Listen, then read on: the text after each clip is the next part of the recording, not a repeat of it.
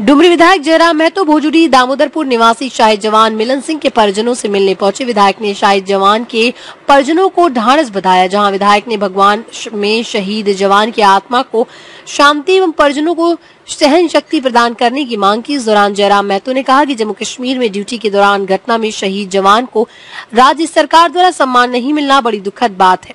अगर राज्य सरकार की ओर से शहीद जवान को सम्मान नहीं दिया जाता तो विधानसभा सत्र में शहीद जवान के सम्मान को लेकर प्रस्ताव रखेंगे। एक सवाल में उन्होंने कहा कि आसाम के मुख्यमंत्री के द्वारा जिस तरह शहीद जवान के सम्मान को लेकर 50 लाख रुपए देकर सम्मान किया गया, निश्चित रूप में झारखंड सरकार को भी सम्मान के साथ शहीद के परिजनों को सहयोग करना चाहिए। इसके पश्चात बोआ डुमरी करम महोत्सव में विधायक जयराम महतो शामिल हुए। इस दौरान पूर्व विधानसभा चुनाव प्रत्याशी जयराम महतो, प्रखंड अध्यक्ष वीरू महतो आदि शामिल मौजूद रहे। चंदन क्यारी से जावेद अख्तर की रिपोर्ट। देखिए, जो देश की सेवा के लिए एक सिपाही के तौर पर, एक सैनिक के तौर पर कार्य करते हैं, निसंदेह उनको सम्मान मिलना चाहिए। सम्मान देना सरकारों का विषय है, लेकिन एक एमएलए होने के नाते आगामी जब विधानसभा का सत्र चलेगा उस समय ऑटोमेटिकली एक नियम है हम लोग का, विधानसभा का पहला दिन शोक प्रस्ताव होता है। यानी उस दिन इस राज्य में जितने भी गणमान्य व्यक्ति, चर्चित व्यक्ति, अगर उनका निधन हुआ हो तो उनको शोक संवेदना प्रकट किया जाता है, श्रद्धांजलि अर्पित की जाती है। तो उस समय हम जरूर इस बात को रखेंगे। अगर उससे पहले समाधान हो जाता है तो अच्छी बात है। उससे पहले भी सरकार से बातचीत करेंगे, जो रास्ता है बात करने का, और नहीं तो फिर जब सत्र चलेगा उस समय एक दिन विशेष होता है, उस दिन जरूर बात करेंगे। सर, कई राज्यों में शहीद परिवार को राज्य के द्वारा सहयोग राशि मिली है, लेकिन अभी तक इनको नहीं मिला है, ना कोई बड़ी अधिकारी पहुंचे हैं। बड़ा आश्चर्यजनक है, क्योंकि ये तो मिलना चाहिए। जो सरहदों पर हों या फिर राज्य के अंतर्गत जो सुरक्षा में तैनात हैं, जो प्रहरी हैं, और उनका अगर उनके साथ या तो शहादत होती है या फिर किसी प्रकार की दुर्घटना घटती है तो निसंदेह सम्मान मिलना चाहिए, आर्थिक सहयोग मिलना चाहिए परिवार को। अगर ऐसा नहीं हुआ है तो हमें लगता है सरकार तक शायद संज्ञान में मामला नहीं गया होगा, और जाने के बाद भी अगर सरकार चुप है तो फिर ये दुर्भाग्यपूर्ण है। लेकिन हम लोग इस बात को वहाँ तक पहुँचाने का कार्य रहेगा, आवाज़ बुलंद करने का। हाल ही में जम्मू कश्मीर में आसाम के मुख्यमंत्री ने बीएसएफ जवान को 50 लाख दिलवाया, लेकिन यहाँ की सरकार अभी तक चुप है।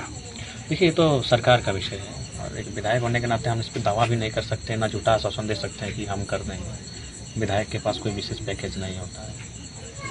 विधायक को ही प्रत्येक वित्तीय वर्ष में 5 करोड़ मिलता है। उनका 70 को 100 पंचायत होता है, एक पंचायत में 5 लाख 10 लाख आता है। आप भी जानते हैं 5 लाख में पीसीसी रोड होता है। तो इसलिए हम लोग एक चीज़ सीखे हैं कि झूठा आश्वासन नहीं दे पाएंगे। हमारा प्रयास रहेगा कि हम सदन तक बात को उठाएंगे, और मैंने जो भी बात उठाया सदन में, चाहे विस्थापन का हो, प्रवासी का हो, सरकार उस पर तो झुकी है और सरकार ने उस पर काम किया है।